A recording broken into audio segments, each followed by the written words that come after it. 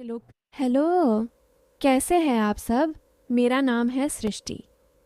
हम दो कमरे के फ्लैट में रहते हैं। उम्र अभी अभी 28 की हुई है, पर मैं अभी भी 22 साल की लगती हूँ। त्वचा इतनी चमकती हुई, आंखों में गहराई, पतली सी, बहुत ही आकर्षक सौंदर्य। मेरी शादी को 4 साल हो गए, पर लोग आज भी कहते हैं कि मैं अभी भी कॉलेज की लड़की लगती हूँ।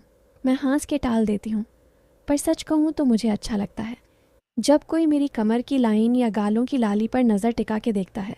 अपनी तारीफ़ किसे नहीं पसंद आती है, जवान हो या बूढ़ा। मुझे देखते ही मैं इतनी सुंदर हो गई कि जब मेरे रिश्ते की बात चल रही थी तो एक से बढ़कर एक रिश्ते आए।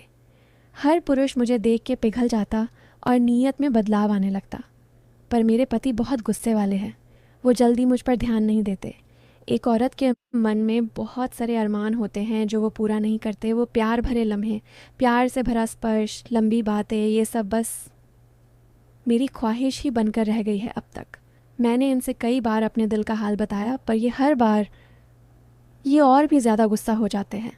कई कई दिन बात बंद कर देते हैं, घर आना छोड़ देते हैं। मैं बहुत अकेला महसूस करती हूँ। मेरी खूबसूरती की बाहर के लोग तारीफ़ करते नहीं रुकते थे। हर कोई मुझे आजमाना चाहते थे। घर में पति हैं और मेरे देवर आकाश, जो दूसरे शहर में रहते हैं कई सालों से। पर मेरे पति हमेशा काम में ही डूबे रहते हैं और मुझ पर ज़्यादा ध्यान नहीं देते। मेरे इतने सुंदर होने के बावजूद बहुत अच्छे इंसान हैं, दिन रात काम में डूबे रहते हैं। सुबह 7 बजे ही घर से निकल जाते और रात को बहुत देर से घर आते। घर में मैं अकेली, और सामने वाले मकान में रहता है उनका छोटा भाई, यानी मेरा देवर। नाम है वीर। उम्र 24 की होगी। लंबा चौड़ा, गांव से अभी अभी शहर आया है, पर बातें ऐसी करता है जैसे सालों से मेरे साथ पला बड़ा हो। मैं आपको अपनी ज़ुबानी सारी बात बताती हूँ, बिल्कुल वैसी जैसे मेरे मन में चलती रहती है। शुरू से बताऊँ तो वो दिन था जब हमारा नया फ्रिज आया था। पुराना फ्रिज ख़राब हो गया था। आकाश ऑफिस से जल्दी आए, फ्रिज वाले अंकल ने लगाया और चले गए। अब फ्रिज ऊपर वाली मंजिल पर रखना था। आकाश ने कहा, सृष्टि, वीर को बुला लो, वो मदद कर देगा। मैंने सोचा ठीक है। गई, दरवाज़ा खटखटाया। वीर बाहर निकला, बनियान और लोअर में, पसीने से तरबतर। बोला, क्या हुआ भाभी? मैंने कहा, फ्रिज ऊपर चढ़ाना है। वो मुस्कुराया, ऐसा मुस्कुराया जैसे कोई बहुत बड़ा काम मिल गया हो। दोनों मिलके फ्रिज उठाया। मैं आगे से पकड़ी, वो पीछे से। सीढ़ियाँ संकरी थीं, फ्रिज भारी था। बीच में एक बार फ्रिज हल्का सा झूल गया। मैं डर के पीछे हटी और मैं सीधा उससे टकरा गई। एक पल को लगा जैसे उसकी गर्म सांसें मेरी गर्दन पर लग रही हों। मैंने जल्दी से खुद को संभाला, बोली, धीरे धीरे वीर, गिर न जाए।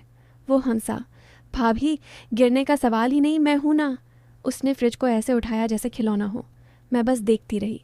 उसकी बाजुओं पर पसीना चमक रहा था, बनियान गीली होकर चिपक गई थी। फ्रिज ऊपर रखते ही उसने अपनी बनियान उतारी और पोंछने लगा। मैंने नज़रें फेर लीं, पर मन में कुछ अजीब सा खटका। उसके बाद तो वीर का आना जाना बढ़ गया। कभी दूध लेने आता, कभी चाय पीने, कभी कहता, भाभी, आपका बनाया पराठा खाने का मन है। मैं हंस के बना देती। वो मेरे सामने बैठ के खाता और बीच बीच में मेरी साड़ी के पल्लू या बालों की तारीफ कर देता। मैं शर्मा जाती, पर मन ही मन अच्छा लगता। एक दिन किचन में मैं बर्तन धो रही थी। वो पीछे से आया और बोला, भाभी, आप बहुत पतली हैं, नाजुक और सुंदर, इतना काम करती हो फिर भी। मैंने पीछे मुड़ के देखा, वो बहुत करीब खड़ा था। मैंने हंस के कहा, बस कर वीर, भाई साहब सुन लेंगे। वो बोला, भैया तो ऑफिस गए हैं और मैं घर तो कोई है ही नहीं। उसकी आंखों में कुछ था, मैं समझ नहीं पाई। बस इतना कहा, चाय पी ले, मैं नहा के आती हूँ। नहाने गई तो मन बार बार उसी पल पर अटक रहा था। मैंने सोचा, सृष्टि, पागल हो गई है क्या? वो तेरा देवर है। पर दिल था कि मानता नहीं। फिर एक दिन शाम को मैं कपड़े प्रेस कर रही थी। वीर आया, बोला, भाभी, मेरी भी शर्ट प्रेस कर दो ना। मैंने कहा, ठीक है, रख दे। वो शर्ट उतार के मेरे हाथ में दे दिया, बिल्कुल नंगा ऊपर से। मैंने शर्म के मारे नज़रें नीची कर लीं। उसने हंसते हुए कहा, भाभी, आप भी ना, मैं तो आपका छोटा देवर हूँ। मैं बोली, छूटे देवर जी, बनियान तो पहन लेता है। वो हंसा और जाकर सोफे पर लेट गया। मैं प्रेस करती रही, पर मन बेचैन था। धीरे धीरे हमारी बातें गहरी होने लगीं। वो मुझे अपने गांव की बातें सुनाता, मैं उसे शहर की। एक रात आकाश देर से आए। मैं और वीर छत पर बैठे थे। ठंडी हवा चल रही थी। उसने अपनी जैकेट मेरे कंधे पर डाल दी। मैंने मना किया, पर वो बोला, भाभी ठंड लग जाएगी। मैं चुप रही। फिर बोला, भाभी आप बहुत अच्छी हैं, भैया बहुत लकी हैं।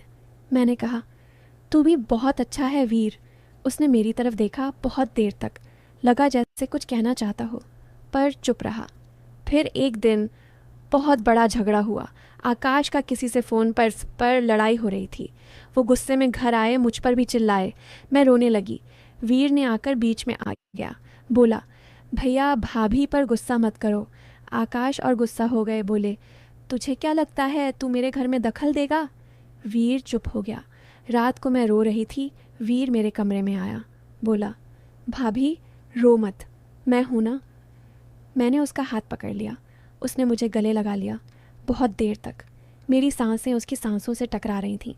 लगा जैसे सारी दुनिया रुक गई हो, पर उसने कुछ नहीं किया। बस बोला, भाभी मैं हमेशा आपके साथ हूँ। उसके बाद कुछ दिन हम दोनों अजीब से हो गए। नज़रें मिलती तो शर्मा जाते। बातें कम हो गईं। फिर एक दिन आकाश को बाहर जाना पड़ा 3 दिन के लिए। मैं अकेली थी। वीर रोज़ आता था। भाभी डर लग रहा है क्या? मैं हंस के टाल देती। आखिरी रात को उसने कहा, भाभी मैं आपके कमरे के बाहर सोफ़े पर सो जाऊं। मैंने मना कर दिया, पर वो माना नहीं। रात को करीब 2 बजे मैं उठी पानी पीने। देखा वो सोफ़े पर नहीं था।